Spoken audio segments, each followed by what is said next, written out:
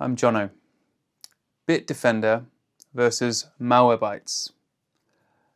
Let's see what slips through. The security community's two most common recommendations for consumers who ask what to use are Bitdefender and Malwarebytes. They are recommended for entirely different reasons. Bitdefender is the primary antivirus you install and let run. Malwarebytes is the scanner you run alongside whatever primary protection you already have. One is the shield, the other is the Broom. Bitdefender was founded in Bucharest by Florin Talps and has earned the highest protection rating from two independent testing bodies in 2025. Malwarebytes was founded by a teenager whose family computer got infected and has scored perfectly in stalkerware detection while producing mixed results in the broadest test categories. The question this comparison answers is not which one is better.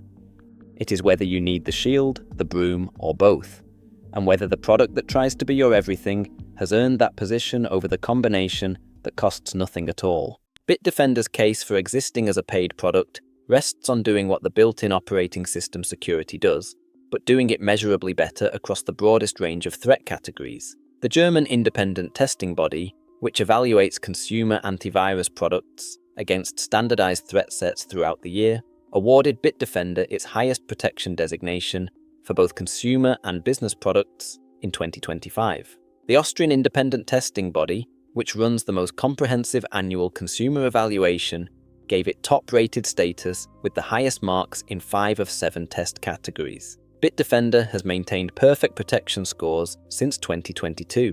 These are not participation awards. They represent consistent top-tier performance verified by the two organizations the industry considers authoritative. But the detection aggressiveness that produces those scores is also the source of the most visible complaints.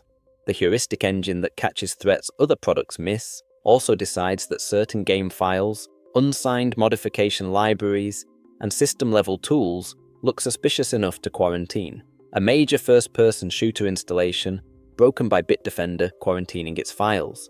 Months of persistent false positives that one user described as making the product nearly unusable. Multiplayer sessions disrupted by network monitoring that interfered with connection negotiation. The community's consistent advice is to add exceptions for games and development tools.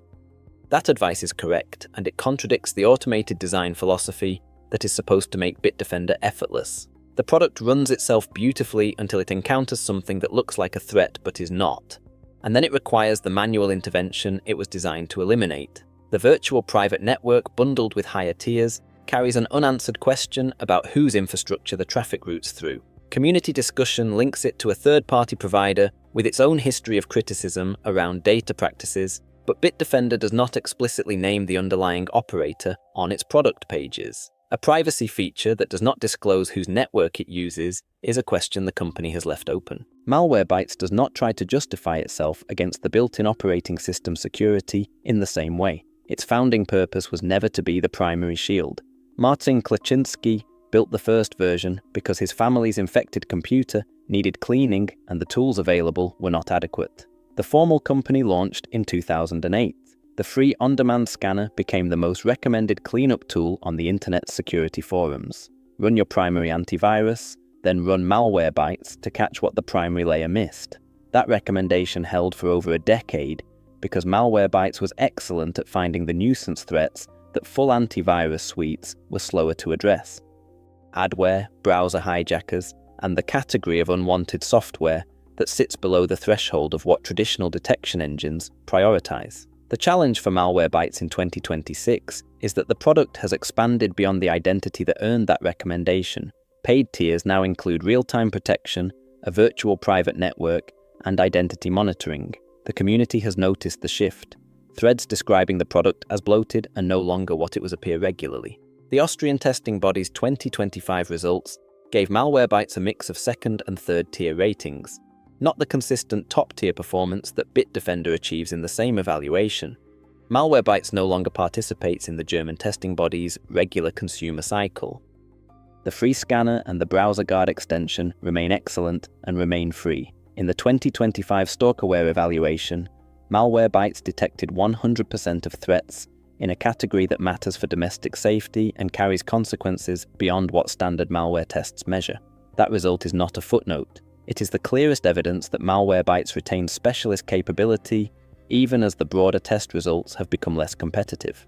The question is whether the paid premium, which competes at a similar price to Bitdefender's entry tier, delivers enough to justify choosing it over a product with stronger independent results across the broadest test categories. The direct comparison between Bitdefender and Malwarebytes as paid products is not close. Bitdefender's detection results are stronger in the broadest independent evaluations.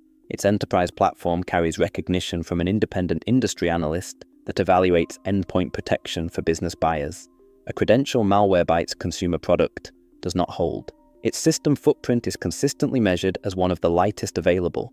Its founder-led private ownership, backed by a growth equity firm with no public market pressure, creates commercial incentives that are more aligned with product quality than the shareholder-driven extraction that characterizes the largest competitor in this comparison. For a user choosing one paid antivirus subscription, Bitdefender is the stronger answer on detection, system efficiency, enterprise credibility, and trust profile. However, the comparison changes entirely when the question shifts from paid versus paid to the combination that costs nothing, the built-in security in modern Windows, which scores comparably in independent testing for core malware detection as the primary real-time layer. Malwarebytes free scanner for periodic checks that catch what the primary layer misses. Browser guard for blocking malicious links and trackers in the browser. That combination provides coverage across real-time protection, on-demand cleanup, and web layer defense at a total cost of zero. Bitdefender cannot match that price because Bitdefender does not have a free tier. Malwarebytes' free components are not competing with Bitdefender's paid product. They are competing with the idea of paying for antivirus at all. Both products share the same billing design pattern at different severities. Bitdefender charges renewal pricing significantly above the introductory rate and makes cancellation deliberately friction-heavy.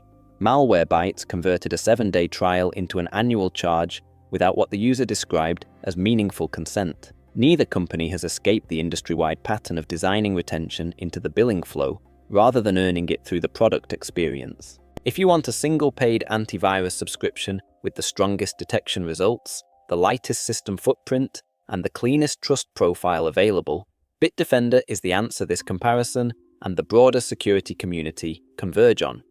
Configure exceptions for your games and development tools. Investigate the virtual private network provider question if privacy matters to your workflow. Accept that the renewal pricing will be higher than what you paid to start. The protection is verified, the enterprise platform is recognized by the analysts that business buyers rely on, and the ownership structure carries none of the controversies that define the other paid products in this comparison.